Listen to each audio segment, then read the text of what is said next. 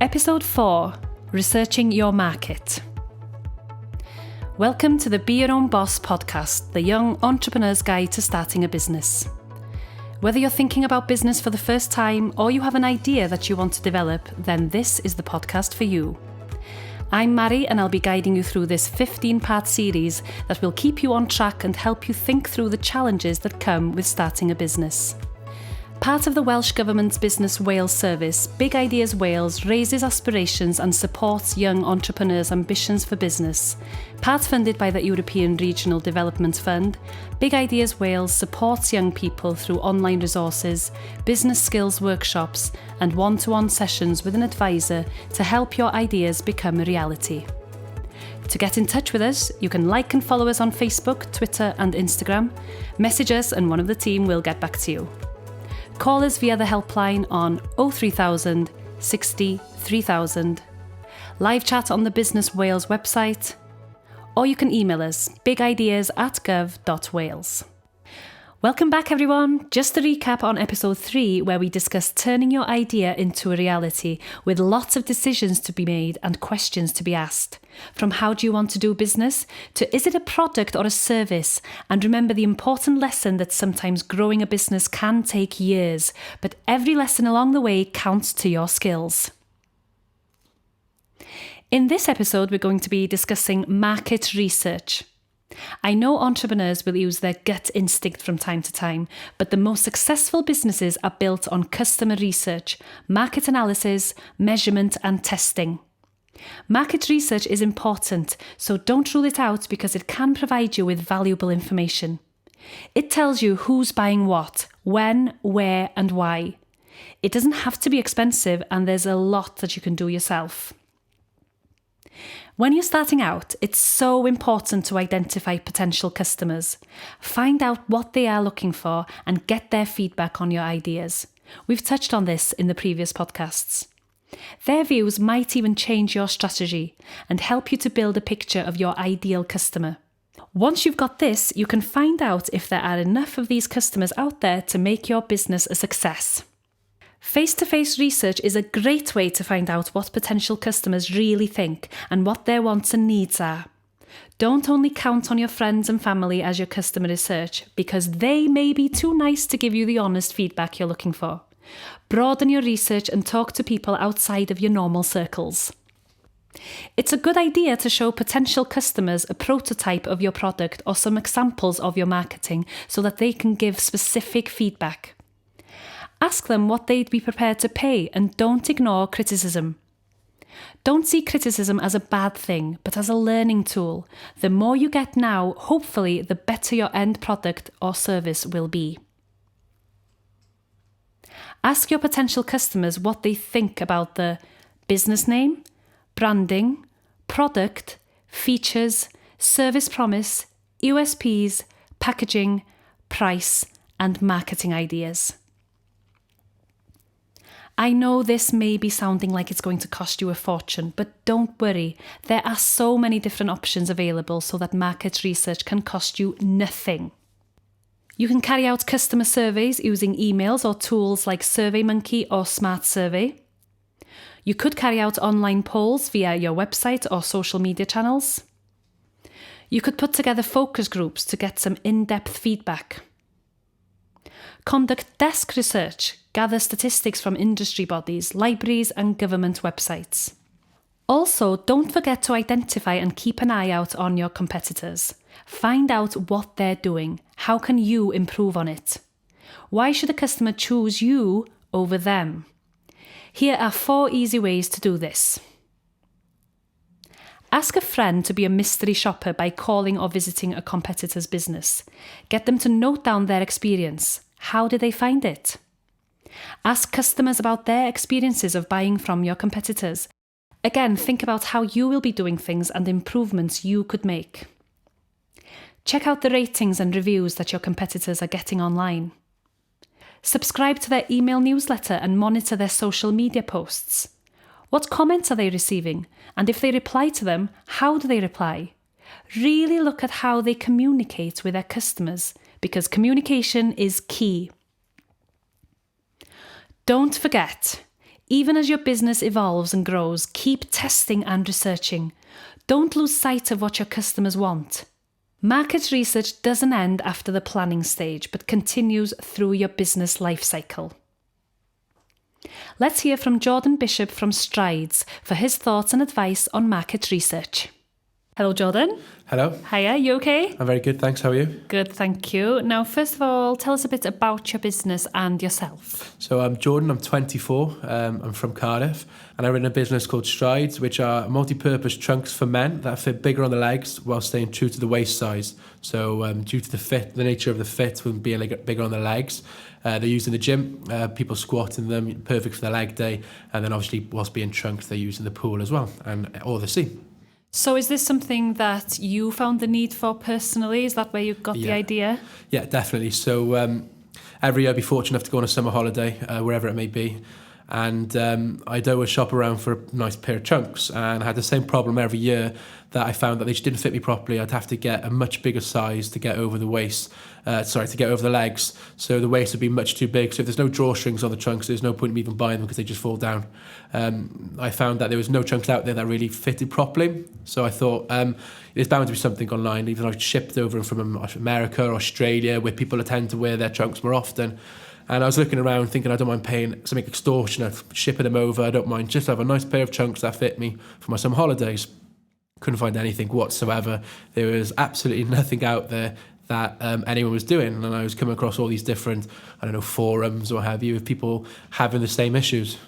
So that must have been a real light bulb moment for you, like. Definitely, yeah. So seeing that, I was thinking, well, I can't be the only one with this problem. So I thought it might be a bit of an idea for a business year. So I did a bit of research myself, went around different gyms with like an online questionnaire that I'd send out, and had a bit of like a fairly high response rate. It wasn't hundreds of thousands of people replying, but the response was clear that people, or men in general, had this problem, and they saw the need of the product, and they would actually buy the product.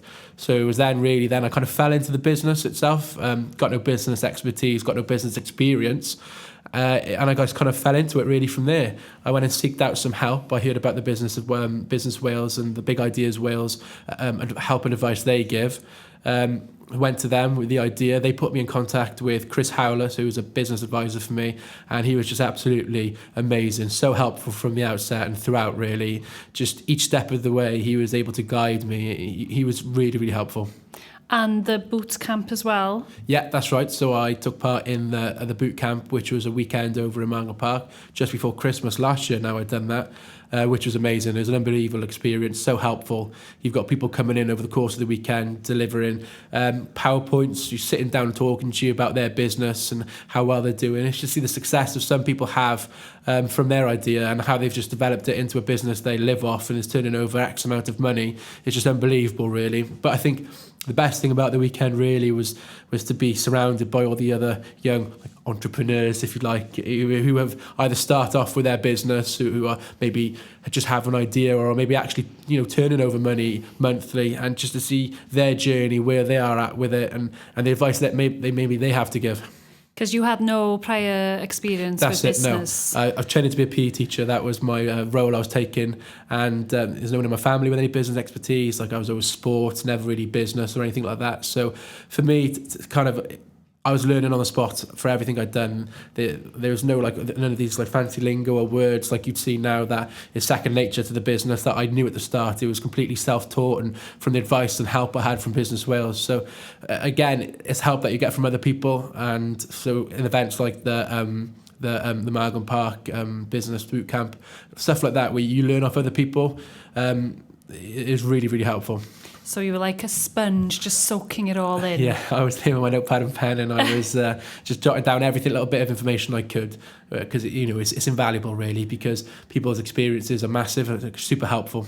But before getting that help, the market research you did was key, wasn't it, to find that this product wasn't in existence? Yeah, of course. And then the research you did to see if there were customers out there Yeah. was essential before moving forward. Of course. I mean, the last thing I wanted to do was just jump into this at the deep end, where I've got a business on my hand, and then find out 2 weeks into it I hadn't done my research properly, and Joe from down the road is selling them for half the price I am, and he's already doing extremely well. That'd be the last thing I needed. So I really need to make sure that the fact that I was one, the only person doing this, second, what I was going to do, and third, who my target market was. So that was all vital parts of the research I had to do at the start of the business to really delve into who my customer was. I really had to work out who was going to be buying strides, why they were going to be buying strides, where they were going to be buying strides from before I could develop my brand.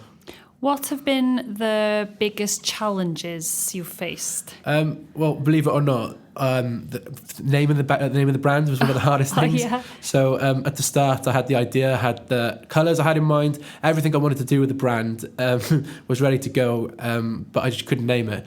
So I was working with my graphic designer, and she turned around and she was like, so, what's the name of the business? She had to come up with a logo, and I was like, well, to be honest, I've not actually got a name for it yet. I've got all this. So she was like, okay, well, that might be a bit of an issue. So you were laughing over that, and so okay, well, we went away then. We looked at different ideas, we looked at what the brand is, and we come up with them with a name together. So I can't fully claim it, unfortunately, but she's more than happy that she could help out and be part of that. Really, I think she feels a bit of a connection to it, which is great.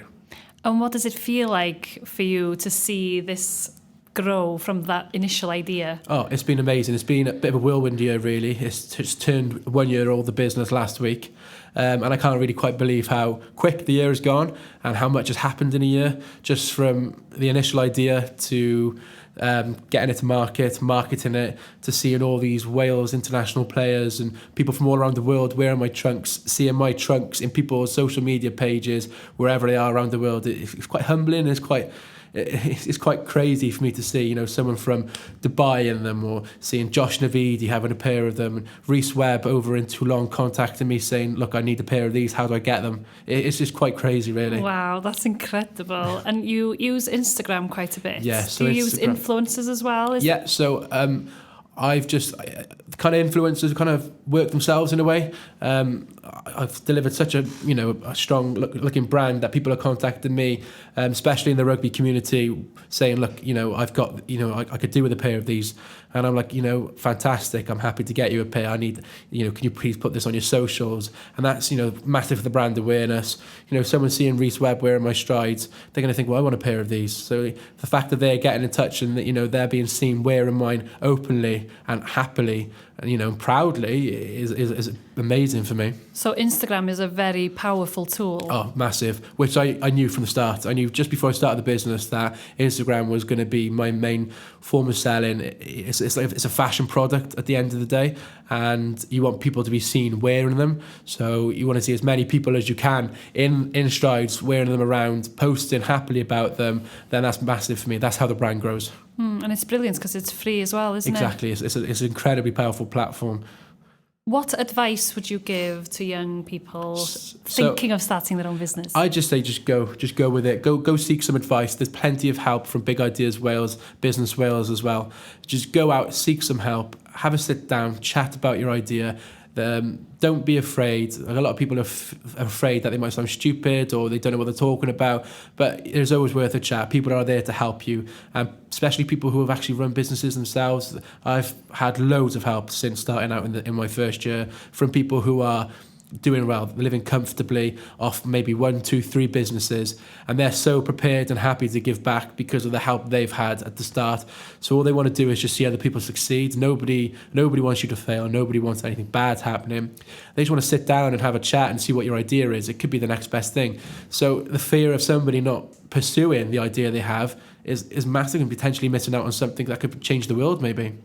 Good, solid advice. Thank you. Thanks for your time. No worries at all. Thank you for having me. Thank you. Goodbye. To get in touch with us, you can like and follow us on Facebook, Twitter and Instagram. Message us and one of the team will get back to you. Call us via the helpline on 03000 60 3000. Live chat on the Business Wales website, or send us an email, bigideas@gov.wales. I'll speak to you all again very soon.